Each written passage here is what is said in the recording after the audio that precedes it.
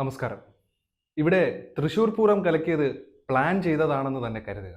Thrissur parliament മണ്ഡലത്തിലെ ബഹുജന വിഭാഗങ്ങൾ സുരേഷ് ഗോപിയെ ജയിപ്പിച്ചത് അതുകൊണ്ടാണ് എന്ന രീതിയിൽ കേരളത്തിലെ രാഷ്ട്രീയ ചർച്ചകൾ എത്തുന്നത് എത്ര കണ്ട് മാലിന്യമാകുന്ന വിധത്തിലാണ് നാം എത്തി നിൽക്കുന്നതെന്ന് കൂടി ഇവിടെ വരച്ചു കാണിക്കുന്നുണ്ട്.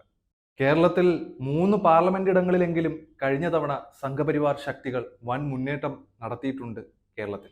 കേരളത്തിൽ ഒരു സീറ്റിലൊഴികെ മറ്റെല്ലാ സീറ്റിലും ഇടതുപക്ഷം പരാജയപ്പെടുകയും ചെയ്തിരുന്നല്ലോ.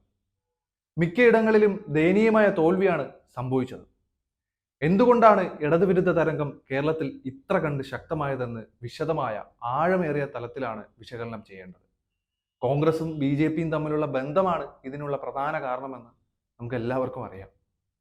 ഇത്തരമൊരു രീതിയാണ് തൃശൂരിൽ സുരേഷ് ഗോപിയുടെ വിജയത്തെ പഠിക്കാൻ ഉപയോഗിക്കേണ്ടത്. എന്തുകൊണ്ടാണ് തിരുവനന്തപുരത്ത് ശിവൻകുട്ടിയുടെ മണ്ഡലത്തിൽ BJP മുന്നേറ്റം നടത്തിയത്? എന്തുകൊണ്ടാണ് തൃശൂരിൽ ഇടതുപക്ഷത്തിന് മുൻതൂക്കമുള്ള 3 മണ്ഡലങ്ങളിലെങ്കിലും സംഘപരിവാർ മുന്നേറ്റം നടത്തിയത്? ചുരുക്കി പറഞ്ഞാൽ BJPയും കോൺഗ്രസും തമ്മിലുള്ള ബന്ധം ശക്തമാകുകയും CPM-നെതിരെയുള്ള കുപ്രചരണങ്ങളിലൂടെ ജനങ്ങളുടെ കണ്ണിൽ പൊടിയിടുകയുമാണ് BJPയും കോൺഗ്രസും കൂടി ചെയ്തതെന്ന് സാരം. ആത്മാർത്ഥമായ വിലയിരുത്തലുകളാണ് ഇവിടെ ഉണ്ടാവേണ്ടത്, അല്ലാതെ വ്യാജമായിട്ടുള്ള പ്രചാരണങ്ങളിലല്ല CPM കൂടുതൽ ശ്രദ്ധ ചെലുത്തിക്കൊണ്ടിരിക്കുന്നത്. സ്വയം വിമർശനമാണ് നമ്മുടെ പ്രസ്ഥാനം ഇവിടെ പ്രാധാന്യം കൊടുക്കുന്നത്. കാരണം കേരളം ഗുരുതരമായ രാഷ്ട്രീയ പ്രതിസന്ധിയെ നേരിട്ടുകൊണ്ടിരിക്കുകയാണ്. അതിന് സാമ്പത്തിക, സാമൂഹിക, രാഷ്ട്രീയ, ഭൗതിക കാരണങ്ങൾ ഏറെയുണ്ട്. അവ ക്ഷമയോടെ പഠിക്കേണ്ടതുണ്ട്.